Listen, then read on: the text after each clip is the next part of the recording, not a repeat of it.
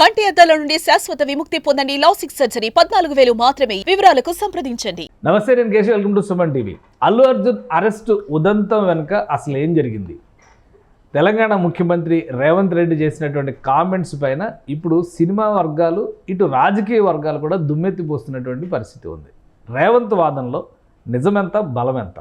ఈ అంశాలను విశ్లేషించేటువంటి ప్రయత్నం చేద్దాం. మనతో పాటు అనలిస్ట్ సుబ్రహ్మణ్యం గారు ఉన్నారు. సుబ్రహ్మణ్యం గారు నమస్కారం. నమస్కారం సార్. సో ఉదయం మొదలైనటువంటి హై డ్రామా రాత్రి పతాక స్థాయికి వెళ్ళింది. అవును, 10 గంటలు 10:30 వరకు రిలీజ్ అయిపోతారు అనుకుంటే మొత్తానికి ఒక నిద్ర చేయించారు అక్కడ. ఉదయాన్నే మళ్ళీ అందరూ ఊహించారు 10 గంటల వరకు పంపించరు అనుకొని 6:30 కల్లా ఇంటికి పంపించారు. అసలు మొత్తం ఈ స్టోరీ మొత్తానికి సంబంధించి తెలంగాణ ప్రభుత్వం దోషి అనే చర్చ నడుస్తుంది. అటు బీఆర్ఎస్ నాయకులు ఆరోపించారు, బీజేపీ నాయకులు ఆరోపించారు. కానీ రేవంత్ రెడ్డి కూడా తనదైన శైలిలో ఆయన వర్షన్ ఆయన చెప్పిన అసలు ఏంటి రేవంత్ రెడ్డి వర్షన్ ఏంటి? సో వీళ్ళు చేస్తున్నటువంటి కౌంటర్ ఆర్గ్యుమెంట్ ఎలా ఉంది సార్? ఇప్పుడు ప్రతిపక్ష పార్టీలు కామెంట్ చేయడం సర్వసాధారణం. అది అల్లు అర్జున్ గారు అభిమానులు కామెంట్ చేయడం కూడా సర్వసాధారణం. ఇదే కామెంట్స్ ఒక నేషనల్ మీడియాలో రేవంత్ రెడ్డి గారిని అడగడం జరిగింది సార్.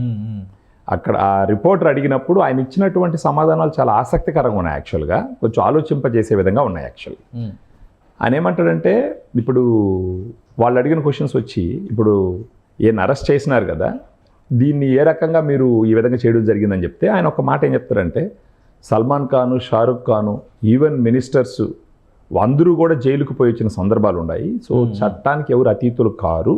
ఏదైనా పొరపాటు జరిగినప్పుడు ఖచ్చితంగా ప్రతి ఒక్కరు చట్టం ముందర ఒకటే అని చెప్పేసి చెప్పడం జరిగింది. అప్పుడు ఆయన అడిగిన మాట ఏంటంటే, మీ పేరు ఏదో మర్చిపోయినారు ఏదో ఒక ఫంక్షన్లో, అందువల్ల మీరు ఈ విధంగా ఒక ప్రతీకారం లాగా అన్నప్పుడు ఆయన ఇచ్చిన సమాధానం చాలా ఆసక్తికరంగా ఉంటుంది. ఆయన ఏమన్నాడంటే, అలాంటి అవకాశమే లేదు, అతను చిన్నప్పటి నుంచి నాకు తెలుసు. వాళ్ళ మామ వచ్చేసి చిరంజీవి గారు ఒకప్పుడు కాంగ్రెస్ నాయకుడు, తర్వాత ఇంకొక ఆయన చంద్రశేఖర్ వచ్చేసి మా కాంగ్రెస్ నాయకుడు, వాళ్ళ వైఫ్ స్నేహారెడ్డి గారు మా బంధువు. సో మాకు తెలియకుండా ఉండే సిచ్యువేషన్ ఏం లేదు, అలాంటిది ఏం లేదు, దాన్ని మీరు అలా చూడొద్దు. జనరల్గా జరిగిన ఇన్సిడెంట్ మీరు ఇన్సిడెంట్గా చూడాలి. కారణం ఏంటంటే, ఆ ప్రీమియర్ షోస్ వేసుకోవడానికి మేమే పర్మిషన్ ఇచ్చినాము. ప్రతి ఒక్కరు వెళ్ళి సినిమా చూడొచ్చు. కారులో వెళ్ళి సినిమా చూసేసి వచ్చేసి ఉంటే ఏ సమస్య వచ్చి ఉండదు. ఈయన కారులో వెళ్తూ పబ్లిక్కి చేతులు ఊపడము ఇవన్నీ చేయడం వల్ల అక్కడ కంట్రోల్ లేకుండా పోయింది. అందుకనే ఇన్ని A11గా పెట్టినవి కానీ A1గా పెట్టలేదు. అది ఎప్పటి నుంచి అరెస్టులు జరుగుతున్నాయి. ఆ క్రమంలో పోలీసులు వెళ్ళినారు, ఆయన తీసుకొచ్చినారు, తర్వాత స్టేషన్కి తీసుకొచ్చినారు, కోర్టుకి అప్లై చేసుకున్నారు, కోర్టు నిర్ణయం కోర్టు ఇచ్చింది. అదంతా ప్రాసెస్. అది మీరు దీన్ని ఇంత ఇష్యూ ఎందుకు చేస్తున్నారు అని చెప్తూ ఆయన ఒక మాట అడిగినాడు. ఇప్పుడు ఈయన సెలబ్రిటీ కాబట్టే మీరు ఎంత ఇదిగా మాట్లాడుతున్నారా? ఇప్పుడు అక్కడ ఒక ఆడ మనిషి చనిపోయింది, వాళ్ళ అబ్బాయి 9 సంవత్సరాల బాబు ఇంకా హాస్పిటల్లో కొట్టుమిట్టాడుతున్నాడు. వాళ్ళ గురించి మీరు ఎందుకు మాట్లాడరు? ఒకవేళ మేము దీన్ని ఇప్పుడు లీగల్గా కానీ మేము ప్రొసీడ్ అవ్వకుండా ఉంటే మీరందరూ ఇంకొక నాలుగుతో మాట్లాడేవాళ్ళు. ఆయన సెలబ్రిటీ కాబట్టి, ఏదో డబ్బున్న మనిషి కాబట్టి న్యాయాలు ఆయనకు వర్తించవా, ఈ గవర్నమెంట్ ఆయన సపోర్ట్ చేస్తుందని అదే నాలుగుతో మీరు ఇలా మాట్లాడతారు కదా, అలా చూడకూడదు దీన్ని అని చెప్పేసి చెప్పడం జరిగింది సార్. ఆయన అంటే కాదు, ఇప్పుడు తెలంగాణ ముఖ్యమంత్రి రేవంత్ రెడ్డి గారు, అవును, హోంమంత్రి కూడా రేవంత్ రెడ్డి గారు. ఆ పాయింట్ కూడా అంటే ఇప్పుడు అరెస్ట్ అనేది రేవంత్ రెడ్డి గారికి, ముఖ్యంగా హోంమంత్రికి ఇన్ఫర్మేషన్ లేకుండా జరిగి ఉంటుందా? ఎందుకంటే ఇది చాలా హై ప్రొఫైల్ పర్సనాలిటీని అదుపులోకి తీసుకోవడం, పైగా కేసు విషయంలో కూడా డైరెక్ట్ ఇన్వాల్వ్మెంట్ లేదు అనేది అందరూ చేసినటువంటి, ఆయన కూడా చెప్పినాడు, కోర్టు ముందర చేసినటువంటి ఆర్గ్యుమెంట్ కూడా అదే. అసలు ఆ సెక్షన్లే వర్తించవు అనేదే కదా ఇప్పుడు క్వాష్ పిటిషన్లో జరుగుతున్న డిస్కషన్ అంతా. సో రాష్ట్ర హోంమంత్రికి తెలియకుండా ఈ అరెస్ట్ జరిగి ఉంటుందా? తెలిసి కూడా రేవంత్ రెడ్డి గారు గో హెడ్ అని ఉంటారా? అదే ప్రశ్న ఆయనకి ఎదురైనప్పుడు ఆయన చెప్పింది ఏంటంటే, హోమ్ మినిస్టర్ నా చేతిలోనే ఉంది, ప్రతి అప్డేట్ నాకు ఉంది, కాకపోతే నేను ఎలా చూస్తున్నానంటే చట్టానికి ఎవరు అతీతులు కారు అన్న పాయింట్లను చూస్తున్నాను. ఫస్ట్ అల్లు అర్జున్ గారి దగ్గరికి వెళ్ళలేదు కదా, దానికి ముందర ఉన్న అందరినీ విచారించి అరెస్ట్ చేసి ఫైనల్గా ఈయన దగ్గరికి వెళ్ళినారు. అది కూడా ఈయన A11 కదా. అక్కడ వచ్చిన ప్రాబ్లం అంతా ఏంటంటే, ఆయన చేతులు ఊపడము, వాళ్ళందరిని ఉత్సాహపరచడము, వాటిల్లో సమస్య వచ్చింది. దానివల్ల ఇలా అసలు ఇన్సిడెంట్ జరగకపోతే కేసులే పెట్టాల్సిన అవసరం ఉండేది కాదు. ఆయన క్లియర్గా చెప్పారు. ఆఫ్టర్ కోర్స్ ఇప్పుడు దాని తర్వాత జరిగినటువంటి యాక్షన్ గురించి కదా, అదే విషయం ఇంకొక అంశానికి ముడిపెట్టి చూస్తే, మోహన్ బాబు గారి పైన అటెంప్టివ్ మర్డర్ కేసు జరిగింది. పెట్టినారు. అవును అక్కడ ఏకంగా మనిషి చనిపోయారు కాబట్టి ఆ సింపతి అలా ఉంటుంది. అవును అవును కానీ ఇక్కడ అటెంప్టివ్ మర్డర్ కేసు జరిగింది. అవును దాని మీద జర్నలిస్టులు అందరూ ఆందోళన చేశారు. అవును అలాగే ఆయన హెల్త్ కండిషన్ పైన హాస్పిటలైజ్ అయ్యారు, డిశ్చార్జ్ అయ్యారు. బట్ ఆయన అదుపులో తీసుకోవాలి, ఈరోజు ఆచూకీ లేదంటున్నారు. అవును అవును సో ఇదే స్పీడీ యాక్షన్ మోహన్ బాబు గారి విషయంలో ఎందుకు జరగలేదు? అల్లు అర్జున్ విషయంలో మాత్రం ఆయన ఢిల్లీలో ముందర రోజు ఢిల్లీలో థ్యాంక్ యూ ఇండియా ప్రోగ్రాంలో పాల్గొని సక్సెస్ మీట్ కండక్ట్ చేసి హైదరాబాద్ వచ్చారు. అవును ఉదయాన్నే పోలీసులు ఇంటికి వెళ్ళారు. అవును సో ఆ యాక్టివిటీ, ఆ యాక్టివ్నెస్ అనేది ఆ విషయంలో ఎందుకు జరగలేదంటే రేవంత్ రెడ్డి గారి దగ్గర అసలు సమాధానం ఉందా? కాంగ్రెస్ ప్రభుత్వం దగ్గర సమాధానం ఉందా? అంటే ఆయన చెప్తున్న పాయింట్ ఏంటంటే సార్, ఇప్పుడు ఇన్సిడెంట్ జరిగింది 4వ తేదీ, ఈయన అరెస్ట్ జరిగింది నిన్న 13వ తేదీ. సో మధ్యలో జరగాల్సిన ప్రొసీజర్ అంతా జరిగింది కదా అనేసి ఆ పాయింట్ కూడా క్లారిఫికేషన్ ఇచ్చినాడు ఆయన. 4వ తేదీ నైట్ జరిగిన వెంటనే మేము 5వ తేదీ పోయేసి ఈయన దగ్గరికి వెళ్ళలేదు కదా. దాని చట్టం, దాని కోర్సు దాన్ని చేసుకుంటూ పోతూ ఉంది.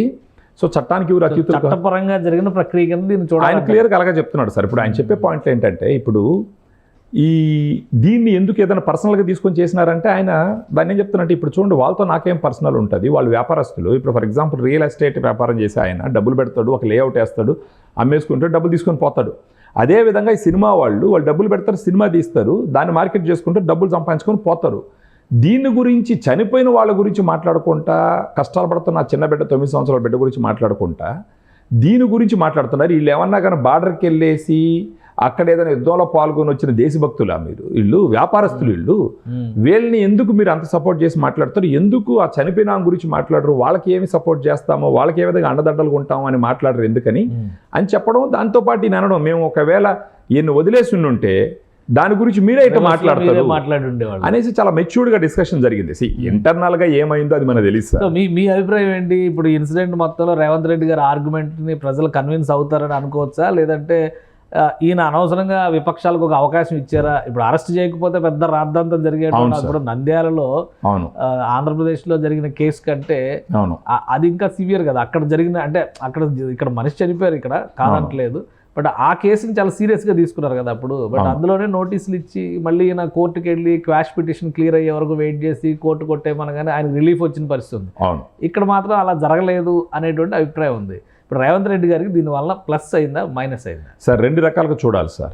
ఎటొచ్చి అల్లు అర్జున్ గారి అభిమానులు కానీ ఈయన వ్యతిరేకులు కానీ కేవలం అల్లు అర్జున్ గారిని అరెస్ట్ చేసిన పాయింటే పదే చెప్పి ఈయన్ని దోషిగా చిత్రించాలని ప్రయత్నిస్తారు. ఇప్పుడు రేవంత్ రెడ్డి గారి పాయింట్ ఆఫ్ వ్యూలో చూస్తే, ఒక ఆడ మనిషి చనిపోయింది, 2 బిడ్డలు అనాథలైనారు, దాని గురించి మీరు ఎందుకు మాట్లాడట్లేదు అన్న పాయింట్ కనుక కన్సిడర్ చేస్తే, ఒకరోజు ఈయన్ని ఇబ్బంది పెట్టింది పెద్ద ఇష్యూగా కన్సిడర్ చేయాల్సిన అవసరం లేదు సార్. దీనివల్ల మంచిగా జరుగుతుంది. ఫర్ ఎగ్జాంపుల్ ఓకే, ఆయన సెలబ్రేట్ అడ్వాంటేజ్ ఇది చాలా మైలేజ్ కదా. ఇప్పుడు ఆయన 1 డే 12 hours ఉన్నారు ఆయన అల్లు అర్జున్ గారు. కానీ బయటకు వచ్చినాకైతే ఆయన చేస్తున్న న్యాయ పోరాటానికి మద్దతు కూడా పెరుగుతుంది కదా. మద్దతు పెరుగుతుంది. ఒక రకంగా ఇది ఏంటంటే, ఇప్పుడు వన్ డే ఆయన్ని ఇబ్బంది పెట్టినప్పటికీ ఈవెన్ అల్లు అర్జున్ గారికి కూడా ఇది ఒక లెర్నింగ్ పాయింట్ గానే చూడాలి. ప్రతి ఒక్కరు లెర్నింగ్ పాయింట్ గానే చూడాలి దీన్ని యాక్చువల్గా. కానీ అక్కడ చనిపోయింది, ఒక ఆడ మనిషి చనిపోయింది, ఒక బిడ్డ ఇబ్బంది పడుతున్నాడు అనే పాయింట్ ఆఫ్ ఇదిలో చూస్తే మాత్రం రేవంత్ రెడ్డి గారు చేసింది పూర్తిగా తప్పని మనం చెప్పలేం యాక్చువల్గా. ఆయన ఏమంటాడంటే, పోలీస్ వ్యవస్థ, హోమ్ మినిస్టర్గా నేనేం చేయాలో అది చేసినాను, అల్టిమేట్గా కోర్టులు డిసైడ్ చేస్తాయి. ఇప్పుడు కోర్టు ఇచ్చినారు, వాళ్ళు బయట వెళ్ళినారు. సో దీంట్లో నాకేముంది, నేను కావాలని చేసింది ఏముంది అనేది పాయింట్ అది. సో మనం 2 యాంగిల్లో చూసినామంటే ఇది కరెక్టే, ఆయన చేసింది కరెక్టే, ఈ చనిపోయిన విషయం కూడా కన్సిడర్ చేయాలి అది యాక్చువల్గా. రైట్. థ్యాంక్ యూ సుబ్రహ్మణ్యం గారు. ఇది తెలంగాణ ముఖ్యమంత్రి ఇచ్చినటువంటి రియాక్షన్. ఒక ఆయన సుమన్ టీవీలో మీ పర్సనల్ అండ్ బిజినెస్ ప్రమోషన్స్ కోసం కింది నెంబర్కి కాంటాక్ట్ చేయండి.